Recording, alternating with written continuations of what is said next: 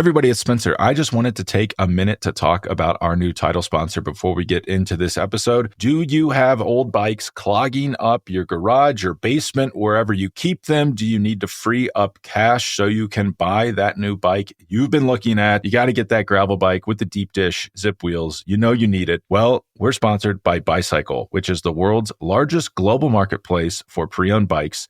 That's BUYCYCLE.com. With over 20,000 pre-owned road, gravel, and mountain and triathlon bikes on the platform, Bicycle connects buyers and sellers on a global scale, making the process of buying and selling bikes safe and convenient for riders. They pride themselves on easy shipping, fast and safe payments, top-rated customer service, and a huge selection of great brands at great prices. And you're probably asking, okay, I want to sell a bike. I want to get out of my garage. I want some cash, but that's got to be a pain, right? Like, how am I going to ship that? Well, when you sell your bike on Bicycle, they ship a bike box directly to you, and then someone comes and picks it up, and they coordinate a time that's convenient for your schedule. So it couldn't be easier. So if this all sounds interesting, well, for a limited time only, use code BTPListen to unlock 30% off your seller protection when you sell your bike on the platform. That is BTP Listen for 30% off seller protection when you sell your bike on the Bicycle platform.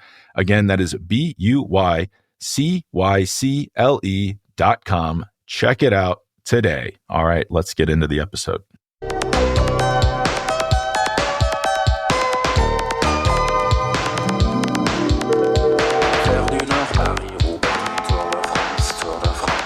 Hey everybody, welcome back to the Beyond the Peloton podcast. I'm Spencer Martin, author of the Beyond the Peloton newsletter. I'm here with Andrew Vontz from the Choose the Hard Way podcast, to betterlab.io. We are talking literally, as we were planning this episode, Tom Pidcock announced in eloquent language on social media, 2025 is about to get lit. He's going to Q36.5. One of the worst teams in the professional ranks. I'm sure we have a lot to unpack here, Andrew, but do you want to plug anything before we get going? Yeah, if you're listening, please go check out the Better Lab. Go to the Apple App Store right now and download the Better Lab. We help you do small science-backed things consistently that have a big impact on helping you get better sleep. You'll feel better. You'll sleep better. I did my practice today, which is getting outside for 10 minutes of morning sunlight right after I get up. Ideally, you do it before 9 a.m. And Spencer, I just wanted to tell you, it was about 20 degrees here today with 40-mile-an-hour gusting winds. And you would think, gosh, maybe I should stay inside. I tell you, when I miss a day of getting morning sunlight, no matter what the weather is, it really has an impact on my day. It just feels good to get out, get some fresh air, get some sunlight in your eyes. The sun is 1,000 times brighter outside when you have no sunglasses on than the brightest light you could have in your home. And it helps anchor your circadian rhythm and sets you up for great sleep. So it's a fantastic thing to build, to do consistently. We guide you to do it. We've got a system that helps you do it. Go check us out. The Better Lab, sleep's the ultimate amplifier of health, wellness, and performance, and will make your next bike ride great. So Spencer, so many exciting things to talk about today. We've got this Tom Pidcock Q36.5. As people know, we're from the Mocan area in the Midwest. If you're in Kansas City, I just want to let you know that a lot of people think Joe's, formerly Oklahoma Joe's, is the world's best barbecue spot. It's over there off of Mission, I believe. It is fantastic. But if you want the best brisket, you got to go to Q39. Q39 is what? It's like 2.5 from Q36.5. Like, are we going to see a day and age when we actually have Tom Pidcock racing on a team sponsored by the world's best brisket provider? That's my first thought. The second one, listeners, I know you're excited. There's something big coming up January 6th, right? January 6th is only, why is it a big day in the Beyond the Peloton world? Well, because that's exactly 14 days out from Beyond the Peloton Live Tucson experience. Spencer and I will be out there with Jonathan Kaplan, who might be the Kaiser Sose of cycling journalism. We're quickly learning. If you haven't checked out JK's newsletter, Riding With, you got to check it out. So he's there on Substack. Quite an interesting take. We can't wait to be with him in person. We're thinking about potentially a deep dive. We were just talking about it offline. There's maybe a deep dive on the moves this man has made and the impact they've had on the world of cycling. So January 20th to 23rd, we'll be in the Tucson area, wheels down. We'll be beginning Great Sleep with the Better Lab. We'll be riding. Spencer is rumored to be dropping. What are you dropping? You're dropping 12 kilos. He's going for the doctor prescribed 25 kilo drop in a month. He's going for the Mount Lemmon KOM. So, you can see that live. Sorry, Dirk Duell and whatever other Harvard rowers are out there who think that they've got a lock on it. I actually think it's Lionel Sanders has the KOM right now.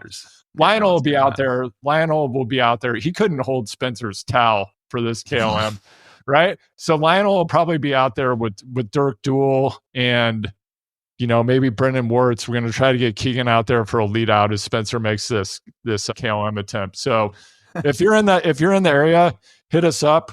There's going to be some special activities happening. Getting back to Tom Pidcock. Wow. So many months of speculation. I know we were talking offline about who ultimately is going to get attribution for breaking this quote unquote exclusive. I'm not sure that something's an exclusive when there's more or less one of two outcomes that could happen, and everyone's known this was going to happen for the past 6 months. What's your take, Spencer? I have a lot. Oh my God. You just thrown me a grenade there. I have so many thoughts I can't speak. Dive on it. Okay. I guess in theory, Daniel Benson, I guess, broke the story that Tom Pidcock was leaving Ineos, but Tom Pidcock himself broke the story that he was going to Q36.5. I am just slightly depressed. We live in an age where 2025 is about to get lit, is how people are announcing major multi-million pound career moves. But I guess this is the world we live in. From like a 30,000 view perspective, this idea that you need to rush to get news first is a disease in media. It does not, unless you run a service where people sign up and pay you to get the news first, it does not help you at all. It does not make you money. No one should ever worry about this. News is broken. You know who knows it? Everyone. So then they know the news and they can pass on the news. Do not try to chase stories, people. If you're in media, it is a complete waste of time and money. It is not the foundation of a successful business. We have to get this out of our heads, that this is important if we want to move forward and survive. I will say, having said that, so we knew he was leaving. The moment he was pulled from Lombardia, he couldn't. That's permanently ruining the relationship. I did not expect him to go to Q36.5. When I heard that for the first time, I was blown away. But they have a very wealthy owner. I also realized maybe we need to pivot. Instead of doing this podcast, we need to get into commodities trading. What is going on? These people are making billions of dollars. That's how the owner of Q36.5 made his money. But the team is very bad. I feel like this is being undercovered, and I don't like to do it, but I dipped my toes in the Peloton Reddit waters today. A lot of confusion. They thought this was a bit, but it's not a bit. It's reality. It makes sense, I guess, when we think about Tom Pidcock. I'm trying to think, how do I say this carefully? I don't want to have to edit anything out. He is heliocentric. He is, in his mind, he is the center of his Tom Pidcock universe. Everything orbits around him. That mindset, especially at his production level, if you're today Pogacar, yeah, you can act like that, think like that. The crazy thing is Pogacar doesn't think like that. He does work for teammates. He leads people out when he shouldn't. But Tom Pidcock wants to be on a team where everything revolves around him.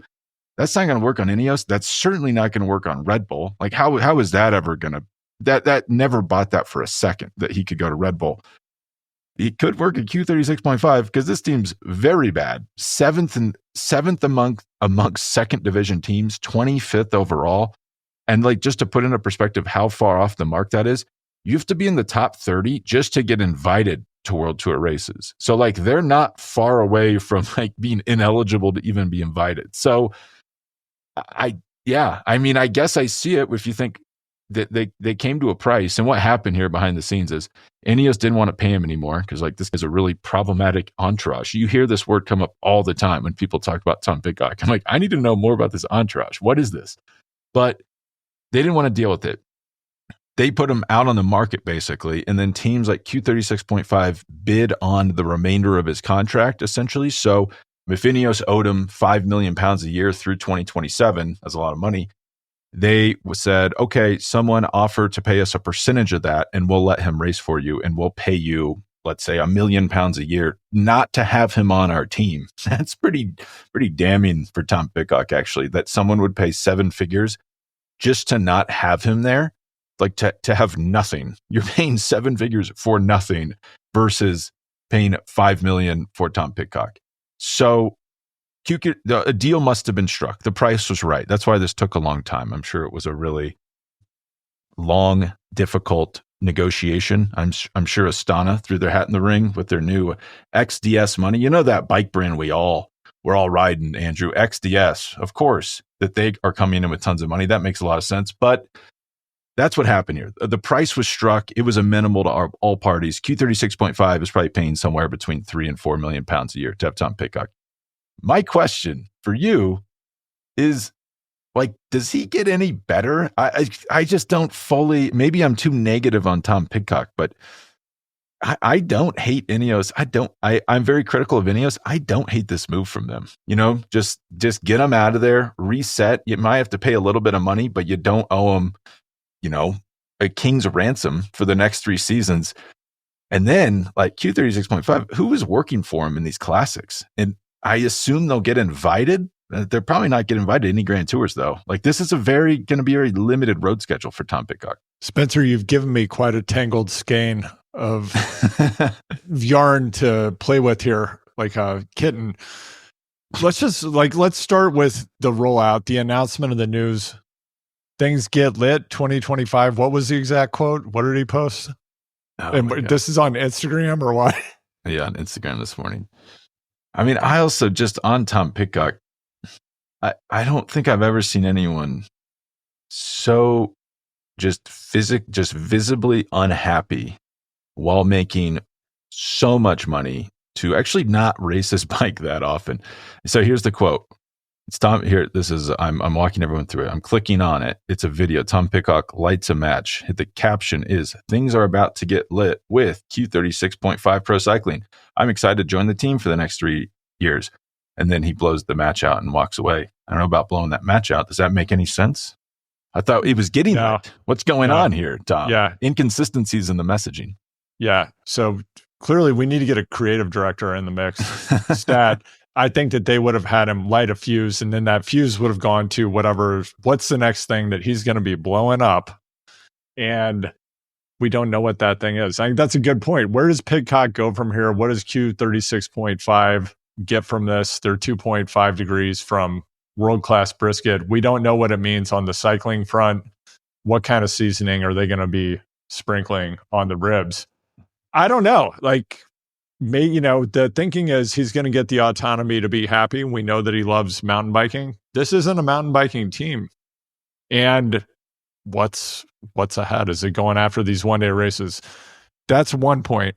Second point, this rollout video, we know that one of the value adds Pidcock brings to any team, it's not just his talent, it's this entourage. I was hoping to see something involving perhaps Concrete and B-Dash, the Jabberwockies, Zaya Zosho, Ditto, Fiction, just any of the top-rated dancers on TikTok, I think would have been essential in this rollout video. We did not get them.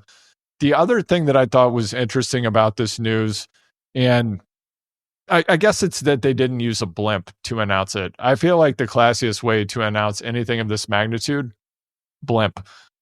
My next point, like we know right over London, like the financial center. Yeah, totally. Absolutely. Like, take it over the city, right? Yeah. Yeah, where industry is set. And let's have an announcement on a blimp. Let's actually make some news, not a TikTok video or Instagram. The final thing I was thinking about is we know that some of the staff departures at Ineos, or whatever they were, partings of ways, seem to have been directly related to Pidcock not wanting to work with certain staff members. I don't know why he's weighing in on this, but apparently Jens Voigt, Cycling Insider, is quoted as saying that Steve Cummings' departure was because Tom Pidcock did not want him on the staff. That's true. Okay. That happened. All right. So that happens. But do you know where the relationship went bad? Is it what we saw on Unchained? It's because Steve Cummings said aloud, he had the gall to tell Tom Pidcock. This is where your Robin Aaron visual really comes in helpful. Yeah. He told him he didn't think Tom Pidcock could win the Tour de France if he didn't focus on the road. And that caused the rift. Right. That tells you how little criticism that man has received in his life. That's not even really a criticism. That's just stating a fact. Yeah. Okay. So Steve Cummings makes this statement and Tom does the Lord Robin Aaron. He wants to see the bad man fly. I think that's childish. Oh, yeah. Like, I was shocked. I mean, even his behavior at Ruler Live, like, what are you doing, man? Like, we know you want to leave the team. The team knows you want to leave the team. The team wants you gone. Like, you're all on the same page. What? Yeah. He just doesn't seem like a happy person. And you know where it's, yeah. Yeah, I was going to say, you said you don't see many people who have this much money who are this unhappy.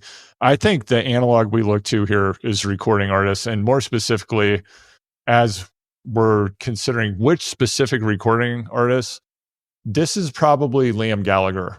Not Gallagher, the comedian who would smash watermelons with a sledgehammer. I'm talking about Liam Gallagher of Oasis fame, back on the road, I believe, in 2025. I don't know if their tour has started yet. But Liam Gallagher, one of the unhappiest people to achieve transcendent fame and optionality, probably in the past 30 years. So I think that's kind of the analog here. Tom got what he wanted, except for a tour win, but he didn't want to actually do the work to win the tour. And whether he could have is questionable. Probably not. We'll never know now. Yeah, we'll actually race the tour. We'll actually never find out. So what do you have Pidcock do? And this is maybe a good segue to, I mean, organically, the next place to take this conversation is the new week-long gravel stage race from the creator of the Cape Epic. Is this where we see Pidcock go next? I kind of think that's where he would like to be. It is, yeah. So let's just take stock of where we are. Q36.5. You might be asking, Brisket? No, not Brisket. They make actually incredible cycling clothing. It's very nice. No one knows who it is. No one knows what it is. The team, do you want to guess their best rider on the team this year who scored the most points for them?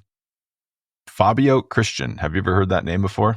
I haven't. Q36.5 also, this is, where are they? What is their lineage? They're on Scott bikes, right? It's like full Swiss bikes, okay. Swiss clothing, South African Swiss owner. But who owned the World Tour license before them? It's Doug Ryder's team. So whatever that was called at the end, it was MTM Quebec, Dimension Day Data. And then I forget what they were but this is, I think Doug Ryder's the manager, I believe. Right. Let me check. Okay. But it's a Swiss team. The South African connection is loose now. I mean, Ivan Glassberg is the owner. He's from South Africa, but he lives in Switzerland now. That's where his company's based. I mean, I think what the idea for Pidcock is, it's good bike. Like, Scott bikes are good. Good, like, the clothing is good. They have shoes. Like, everything's top-notch physically. And if they are not getting invited to Grand Tours, that's probably appealing to him, because then he can go race mountain bike while still making road money. He's showing up for the classics, which he wants to target. We can talk about is it realistic to expect that you can not just opt out of Grand Tours and show up and compete in classics? Who does that in modern cycling? Like, Van der Poel is still there at the Grand Tours. Like, not clear to me that you can just opt out of like half the calendar and still be competitive in the parts of the calendar you pick. But I think the idea is that he brings his entourage in. They're kind of running the team. They're on Scott bikes. It gets even weirder when you consider the owner of Q36.5 owns Pinarello. So eventually, are they going to be on Pinarello's? Pidcock will be back on a Pinarello. But I think he's envisioning this as like a little bit of this, a little bit of that. He's racing a cyclocross. He's doing his mountain bike.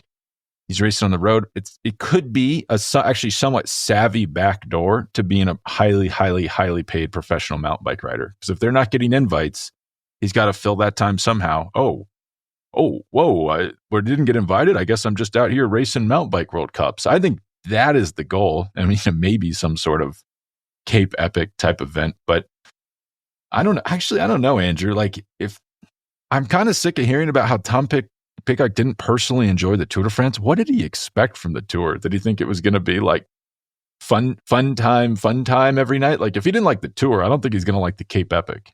That's kind of hard. That's pretty hard conditions you're in. Yeah. Yeah, nice accommodations at Cape Epic are you get a really nice camper van and you don't get dysentery from the tent village and the buffet. I believe that's how it works. Yeah, I think that's required that you get dysentery at Cape Epic. So yeah, you only get like 19th century diseases or illnesses when you're at events where there's like group food. That's like where it always goes wrong. You're sharing, you're like in that group commissary, you're all eating together, tight quarters, tents, similar to being on a ship. and no one gets sick on those, right? On cruise ships? No. But crab legs, like whatever, everything you want, crab legs. One thing being litigated on Reddit, I hate to even poison my brain by reading Reddit, but there's two camps in this discussion thread. One of them is saying Tom Pidcock never wanted to race Grand Tours for GC. He was bullied into it. You know, he said something like this where it's like, I didn't even want to do that. I just said that because they made me say that. The other camp is saying correctly, am I hallucinating or am I not here for the last 4 years from Tom Pidcock about how he was adamant about racing GC? Like he said all that. You know, he designated himself as a GC leader. He did say in an interview, I'm still not quite sure he knew it was an interview, that he said he would always say he was racing GC so that he wouldn't have to work for other people and could chase stage wins. Like basically, if you didn't say you were in GC, you couldn't go for stage wins because you'd have to work for other people. So maybe that's where the GC talk came from. But I have experienced about a half a decade of hearing from Tom Pidcock about how he is excited to compete to win major Grand Tours. That will not be happening anymore because if I have the UCI rule book pulled up right in front of me here. So Grand Tours have to invite the top 2 second division teams. For next year, that's Lotto Destiny, I guess just Lotto, and Israel Premier Tech.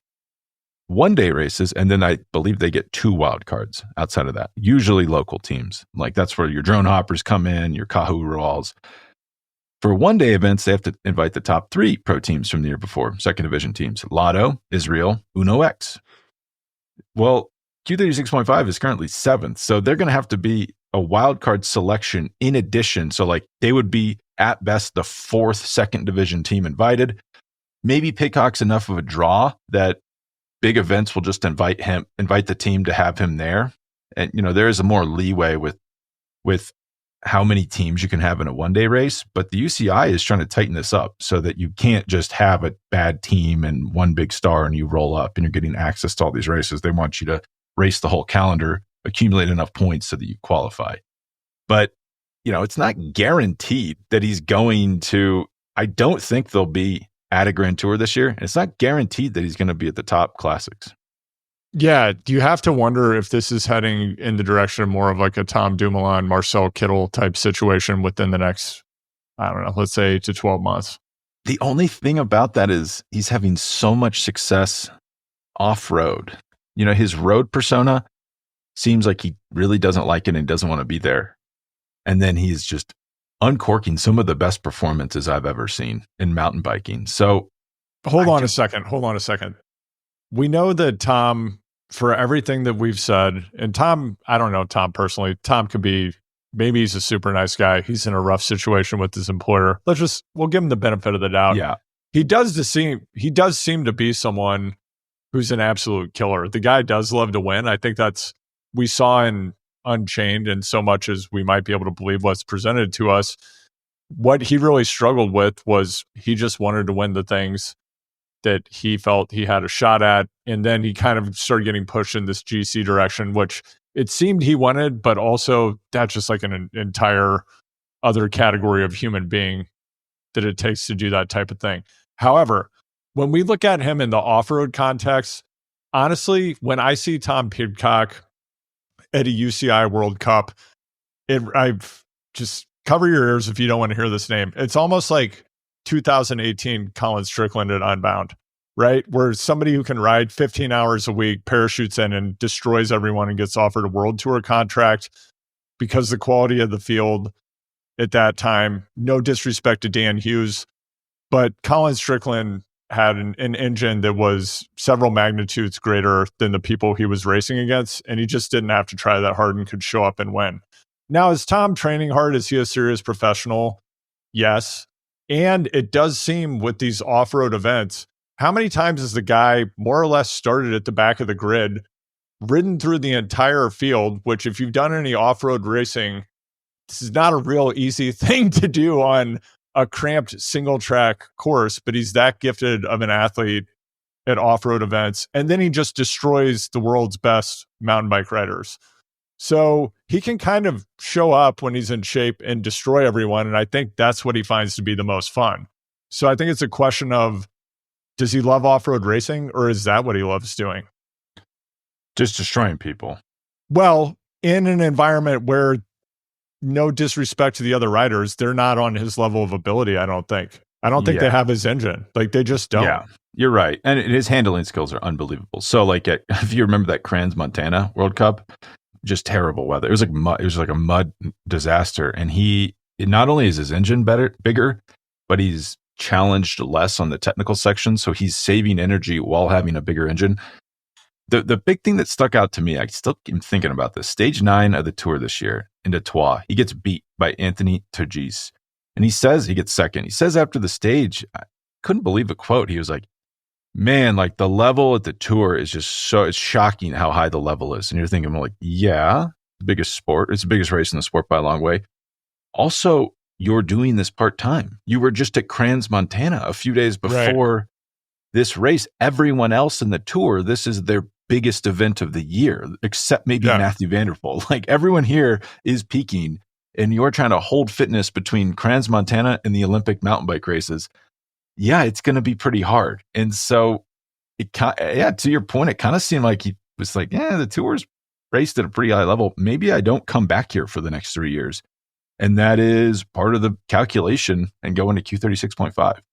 Yeah, and in Q36.5, there was actually Jim Cotton. I shot him a note. I thought the story he did for Velo today about World Tour budgets and salaries was fantastic. It had some real reporting. It was informative. It's the kind of story you don't see that often.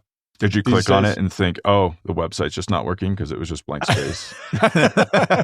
Yeah, if anybody at Velo or outside could explain whether that's a strategy or a fluke, I don't know. But Spencer and I have both had the experience 100% of the time when reading something on the Velo site. You have to scroll through. It's like 3 swipes of white space before you get to the story. Kind of strange. Nonetheless, excellent story about what's going on with just the financial side of professional cycling. We know at this point, the data's out. The average World Tour salary, this surprised me in a positive way, is now 500,000 euros. Granted, that's the average, and I think a handful of riders at the very, very high end of the pay scale are really distorting that number. I would be curious what the minimum salary is that we're seeing. Or like, remember mean versus median and mode? Totally. So I think that number is slightly misleading. I bet there are many, not just a handful, I bet there are many riders who are on World Tour teams that are on 75K. That would be my guess. I bet there are a lot of guys out there riding for not that much. Might be controversial. I would say not enough people. There should be more people riding for 75K. It does seem like there's an odd trend. It's like if you are decently good and you stayed at a team a long time, like the salary will bump up quite a bit. And you're like, in my opinion, if you were just a killer and you're looking at how to build a team, you'd have like 3 really good riders and everyone on the team would make the minimum. Like Domen Novak was making the minimum before he went to UAE. That guy's so good. Right. Like they were getting everything out of him with that contract. Now he probably makes more money, but he's a very, very, very valuable domestique. Yeah. And I mean, if you're pulling down 500,000 euros and you have your 25 square foot apartment in Monaco, you're doing all right. Right. Like that's some serious money. But I don't think most people are making that. Anyway, my point here is the teams at the very highest level of the sport, who stand a chance of actually winning Grand Tours. They have 50 to 60 million euro per year budgets. Q36.5, I was trying to find some data on this. I don't know, but I'm guessing they're what? They're in like the 15 to 20 million euro range, would be my guess. Probably way less than that. Okay. So, way less. Right. So this goes back to, I don't know. They do have, Mark Hershey went there, correct? No, that's Tudor. Oh, you're right. Tudor's got a big budget. Yeah, sorry, I'm confusing my Swiss teams from this region. Teams. Yeah, okay. Shame on me. So the question is, Tom goes to this team, he's just kind of going to be winging it. Like, what kind of support riders are you going to have to get him into position at classics, the one-day races that he has shown some promise at, and some of which he's won in the past? What are you going to do? Like, what is this team going to do with this rider, with the budget that they have? Well, it's fun. It's funny. I was looking at their roster, and Pidcock just popped on as you were saying that. But so they had 23 riders under contract before this signing. Let's just say, I think this frankly could be high when I look at these names. Let's say an average salary of 150,000 euros a year. That's 3.4 million. I would think maybe their budget was like 4 to 5 million last year. Like, that could even be high. So Pidcock coming on is, like, in theory, doubling their budget. Just him alone. I levied the same question to Johan Bernal yesterday. I had concerns because behind Tom Pidcock, you have Harm van Hoek, who's pretty good, actually. He's a good rider. Like, that is someone that could help. You remember Gianluca Brambilla? He was, like, good in the 2016 Giro d'Italia. I didn't realize he's still racing. He's their 5th best rider in terms of points generated last year. Damian Housen, pretty good, like, classics helper. David de la Cruz, good rider. He could help a little bit. You're getting the point, though. It's a ragtag bunch. If you got all of them in shape at the event, they could help him a little, but it's going to be a lot on Tom Pidcock. I mean, when we talk about positioning at the classics, I think people forget over the course of the year, like, we're going to turn on Omloop. It is shocking, like, the level of horsepower at the front. You have, like, the full Visma. There's got some Visma people don't even remember. Like Dylan Van Barle, he won a monument 3 years ago. Won a monument, second at another monument. That guy is, like, working for Visma, So the firepower to be at the front of these big classics, or even just minor classics, is serious, and probably why Tom Pidcock has not produced that well at the biggest classics. But it's going to be a freelance job, basically. This is a long-winded way of saying he's going to have to surf wheels. Maybe at Milano San Remo, like, that could work. But you start to think about the other ones, like, he wins Amstel Gold this year. Like, he had a decent amount of help from his team. He's not going to have that. Like, you got 10th at Liège. Like, that's a hard race to do without team help. Paris-Roubaix, Flanders, I don't know. Yeah, that's one of the weirdest parts about this to me, is just the complete lack of support he's going to have. And then you even think about, will everything click as well? Like, think about the feeds. Like, you don't really think about it when you're not there in person, but the good teams have 9 or 10 vans. They're all out on course. They have staff members handing out those high carb drinks. That's one of the most important parts of professional cycling at the moment. Yeah. Getting your carbs. Is Q36.5 going to have that type of support? That would be the thing I worry about almost as much as the teammates. Well, maybe they can get some of that tennis player melatonin that gives you a bit more pep. That's ridiculous. I mean, the weirdest, this whole tennis thing is crazy, by the way. The craziest thing about it to me is just how much people accept the story. Like, yeah, of course, like, he had a cut and his masseuse got testosterone into the cut. Like, that's gross. That happened. Hasn't that happened to you? True. You gone to get a massage before you leave? It's like, yeah, we all know what is happening here, but people are just, like, so willing to accept the story. The weird thing about the melatonin one that threw me off a little bit, because I thought, like, oh, obviously just have a contaminated bottle in your house and then you test positive. You say, oh, I have this bottle of contaminated melatonin. There was an unopened bottle. Yeah. Curious. How does that would be a little bit harder to fake. You'd have to have, like, a custom made fake bottle made that was pre-contaminated. That one kind of gave me a pause. But yeah, you don't want to know how teenage American tennis stars are gaining 40 pounds of muscle in a single offseason. Don't ask questions. Yeah, this has been going on for a while too. The first thing that sprang to mind for me, and if you don't know what we're talking about, just go Google tennis.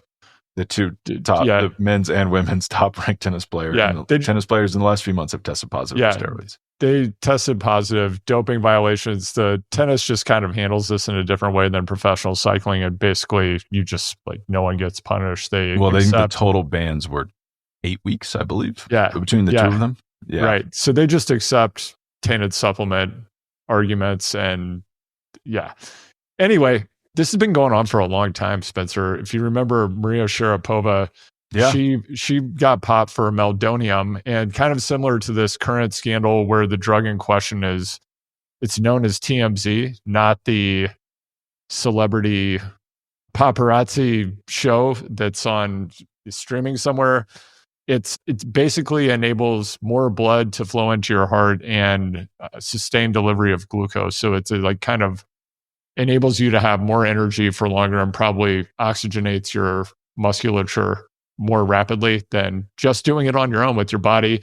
Similarly, Sharapova's failed drug test was for meldonium, which is a metabolic modulator that changes how hormones accelerate or slow down enzymatic reactions in the body. So when you're playing tennis, you're out there for a long time, and you also have to be hyper focused. The faster your reflexes are, the more sustained your energy delivery. It makes a massive difference in your performance. And you're just absolutely destroying your body. Yeah. So anything that can help you build back up from that is key. Yeah. So it's a joke. This is a total joke. I know we're going to have to go here shortly. I did want to bring something else up, which actually I could just keep going. But another thing that jumped out at me in the news this week, I don't know if you caught this, Visma Lease a Bike. It sounds like they've commissioned a Zapruder film analysis of why they crashed so much. What? I hadn't heard about this. Yeah. So they have a team that's been since October studying what was the origin or root cause of why they crashed I bet we know someone that's on that team. Yeah, totally. Maybe we'll be talking to them in the near future. Yeah, so they've been doing an analysis without seeing their analysis. Just a thought that I have, because I know we talked about this a lot last year. And then, of course, we have the Remco crash this week, which I would like to touch on as well.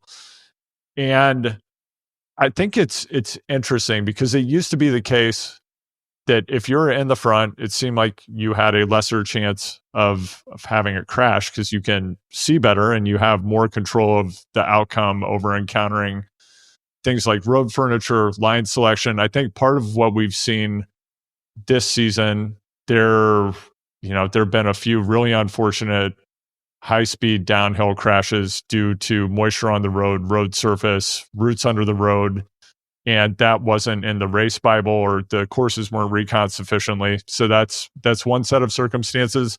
And some of these flatter courses, like Wout's first big wreck this year, I think part of what happens when you're a really successful team or a really successful rider and you are in the front, a second order consequence of that is the fight has never been more intense or more severe for people to actually be on your wheel at those moments. So I think you can control maybe being positioned in the front. You have a better view of road furniture. You have line selection control, which is really important to diminish your chance of crashing. You can't control what's going on around you with all of these total maniacs who are the fastest they've ever been on the fastest bikes ever made in the history of professional racing. So I think that's kind of, to me, Occam's razor here. That's the thing to me that seems like the most obvious explanation. It's like, well, you're the best team and everyone wants to be near you, and they actually don't have the capacity to be there. And that's leading to people making poor choices that have a consequence for people like Wout. That would be my guess. And it would explain why a lot of these crashes are happening on like straight roads, flat straight roads in between tough sections. Yeah. Because that, if you're not as good, that's when you can make up ground, especially if you're on a super fast bike with a really aero setup, and you're on the limit because the pace has been so hard. You're not like that Wout crash. It was just the Serbian gentleman. It just seemed like he was out. He was effed, to be frank. And he just kind of like didn't know where he was and like cut through half the peloton. And then that's what caused the crash. Yeah. So there's that. And then with this Remco situation, it's been interesting. So he got doored, it sounds like. Yeah. And just the thing that I wonder is if you're a rider getting paid this much, I believe based on what I've seen, Remco does have a follow car out there with him when he's training. You have to wonder at this point, and I know like when Lance used to train in LA and other locations during his tour reign, he would have a Suburban behind him. Typically is his follow vehicle. He can, Lance, you can correct me and find out if he did that all the time, but I know It's funny. I just asked him that question like a week ago. What did he tell you? Yeah. Since you actually know the answer. Dave Bolsch was driving the Suburban on most of his rides. Yeah. Okay.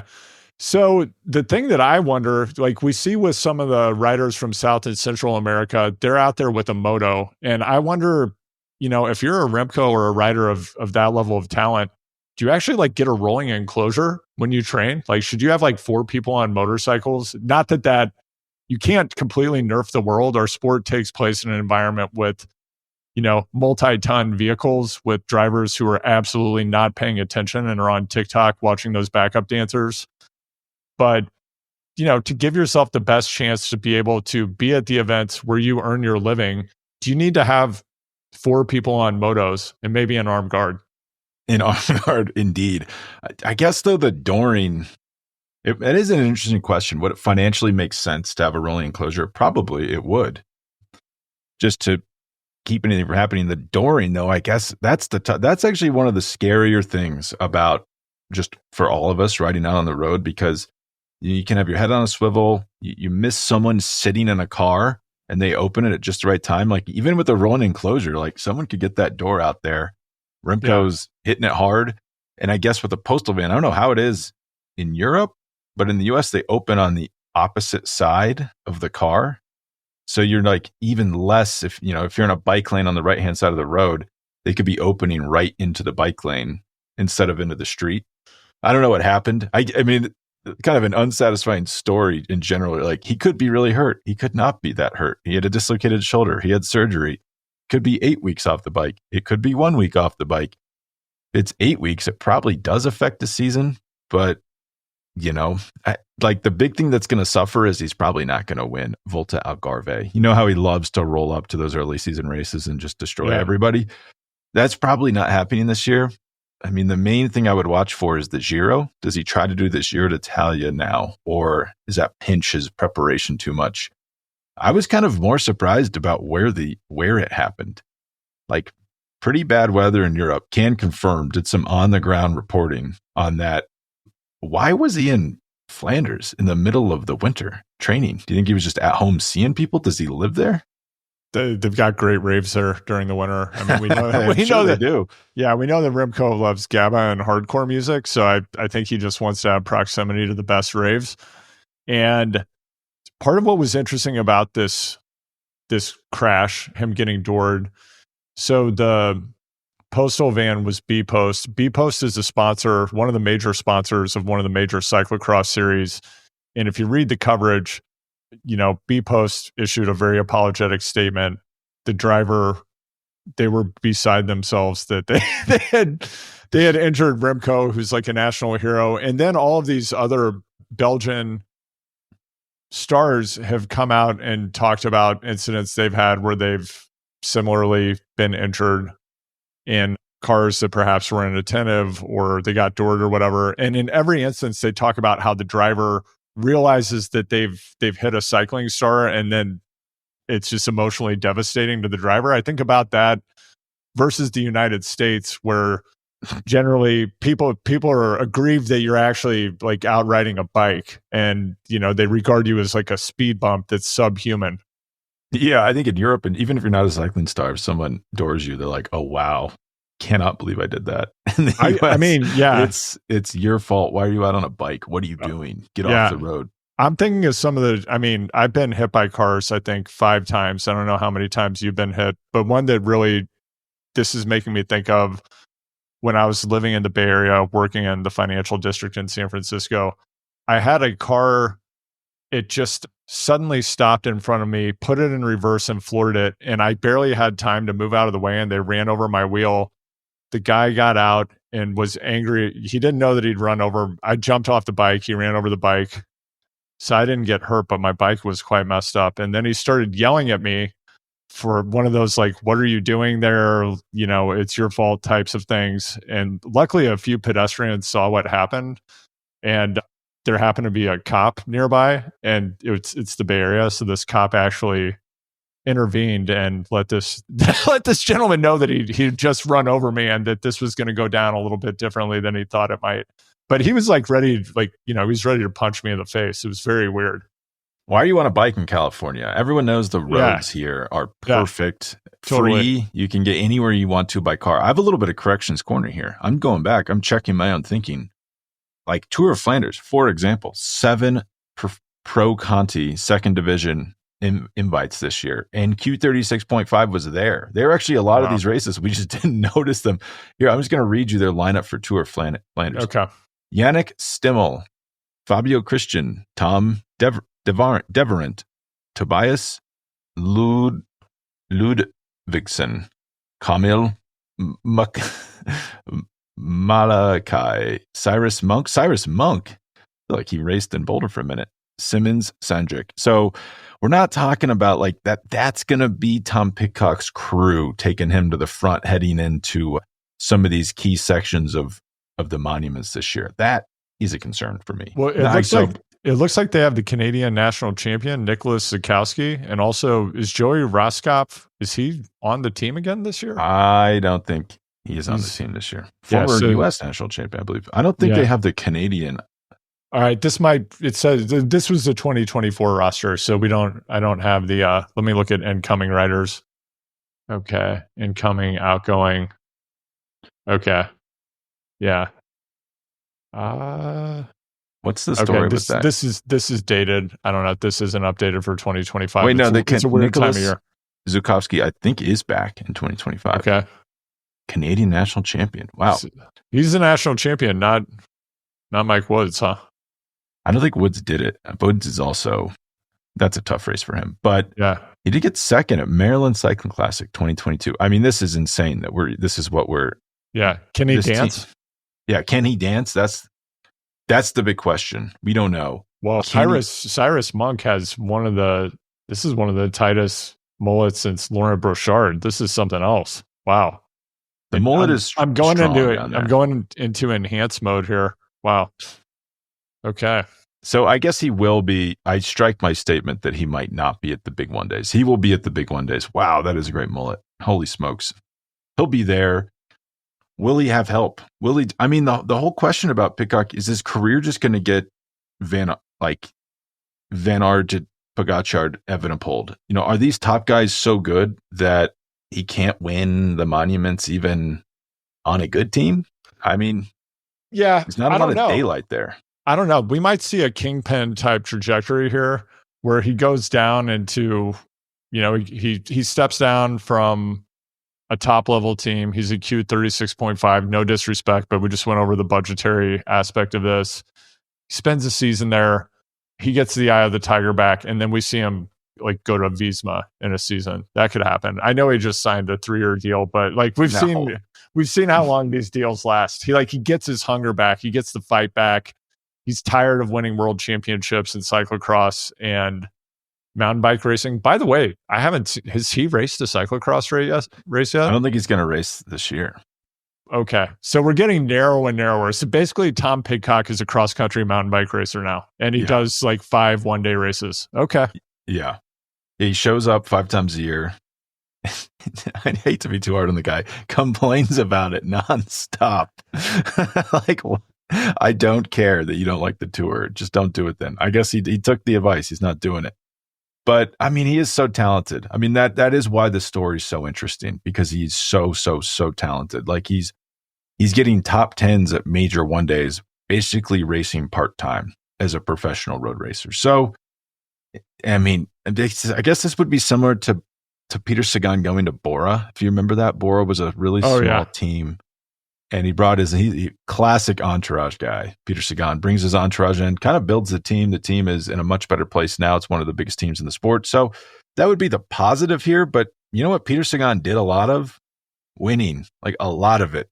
you know what? Tom Pidcock doesn't do a lot of winning. So in racing, Peter Sagan raced a lot. So I don't know. This whole experiment leaves a lot of questions for me.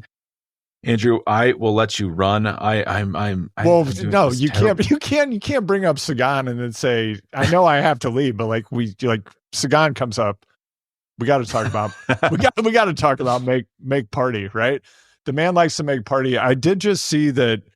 I want to make sure I get this right. I'm going to say the Atlas race, but that's not the right race. He's like the emissary for a cross country stage race that I think takes place in Morocco.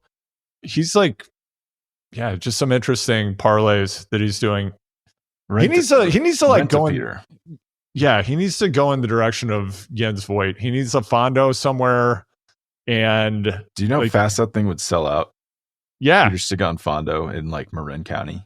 Honestly, if I were Sagan's manager, I don't have a lot of bandwidth to take this on. But Peter, I know you do listen to the show. You should contact me. We could make this happen together. I would do something like maybe a Harry Potter collab, given how popular his wizard look was. And it would be like the magic of cycling with Peter Sagan, Sagan's Enchanted Fondo, something like that. And it would be, you could have like a crystal exhibition, energy healers, like cosplay, something for that crowd, and then riding with Peter. And then, of course, late night, it's the disco, make party with Peter. I am a little shocked that maybe this is just how it works. Like how quickly his presence has faded. It's almost like it never happened. But people, like this guy won 7 Tour de France points jerseys, 3 consecutive world titles. That's unbelievable. And he kind of like, obviously we all remember him, but maybe it's because like Van der Poel and Pogacar have come along and like redefined what we thought is even possible, that it's not as impressive in retrospect, but he was a really, really, really good rider and super exciting. I mean, 3 world titles in a row. That's Jesus. He's not that old either. I thought he's 34. 34 years old. The man could still be racing. Yeah. Age-wise. Yeah. He could be on the volcano rebreathing carbon monoxide right now. 6 years younger than Geraint Thomas. Well, you might have just hit the nail on the head. Like, why is he not still racing? I think racing, like the game changed, it became more about how much can you make your life suck? And he might not have been willing to make those sacrifices.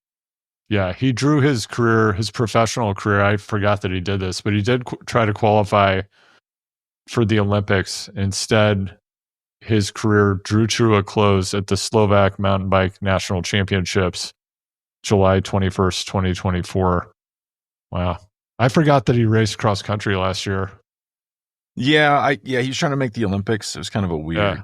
Yeah, the whole thing, it's a little Froome-esque where you're like, it's a strange end to a career. And what was such a dominant career, but I guess I got new toys. I got Tadej Pogacar now. I don't have time to reflect on. Hold on a second. I'm sorry. I'm like, whoa. I'm like now in such a deep Sagan wormhole. I am in a Sagan hole as well. All right. So listen, he's headlining the Titan Desert Saudi Arabia mountain bike race. This thing is going down in Niam. It's because he loves the region. Yeah, a deep connection with the region. Potential live show coming from beyond the Peloton at Niam. Oh no, this already happened. It took place between the 18th and 22nd of November. I wonder how he did. Let's find out. One note on the live show reminded me on Tucson. We will finalize this closer to the dates. One thing I was possibly thinking about is on our 2 big ride days, maybe inviting local listeners if they want to meet up with us, do the rides with us, and then perhaps even appear on a show if we record one. Yeah, or I'm very eager to eat some burritos and tacos, so that's something that we could do as well. Coffee, these are all possibilities, but it could start with a ride. That would be quite fun, similar to what went down before Lil Toots. I do think we need to look into a rolling enclosure for Tucson, just from an OPSEC point of view. I'm thinking about Brian, who drives the UTV in the Lifetime Grand Prix coverage, famous for the phrase, "Give it some throttle, Brian," at Unbound 2024. Brian, I know you listen. I'm wondering if you're going to be in the Tucson area January 20th to 23rd, 2025. getting back to Sagan, this is my final thought for the day. I did not realize that Sagan had double heart surgery. Perhaps this is because he had COVID like 6 times. Yeah, it seemed like he had COVID continuously and was training through it.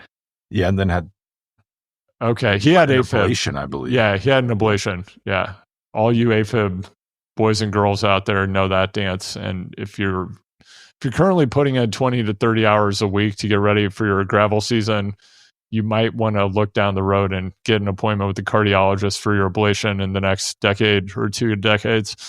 Okay, well, that's what happened to Peter. I think that's pretty much a wrap for today, and we're looking forward to more exciting news. We'll wait to hear from Peter Sagan, Tom Pidcock, and Brian from Lifetime Grand Prix. I think we need Brian in the helicopter, though. I prefer Brian in the sky. Yeah, Brian in the sky is actually Chemo, who's been on Choose the Hard Way. Yeah. Different. I don't know. If we had to have the person who's analogous to Brian in the helicopter would be the actual pilot. Does Chemo work for like a Lifetime, the company? Like, is he a salaried employee there? Yeah, he runs all of their events. I had a friend recently be like, did you know Lifetime is opening gyms? It's like, Lifetime's been running gyms for a while. That's how they're paying for us. But this person had a good point. They like asked for volunteers at events, but it's a multi-billion-dollar company. It seems a little strange. Yeah, is this the first endurance sport event they've been to? I mean, that's the whole model. Have they been to Burning Man, where there are like armies of people that provide all of the artwork, build the infrastructure, and spend months living there for free so that people like Elon Musk can come and fly in and party with everyone for a week? Well, Spencer, with the new administration incoming, perhaps on the next episode, we can talk about our new agency. It's the DOC, the Department of Cycling Efficiency. We're going to be taking a look at downsizing everyone to 165 cranks to save on material costs and get your power up for less money. Yeah, it's got to work, right? There can be. We might need to go 155. Why are we stopping? It's like the Mach.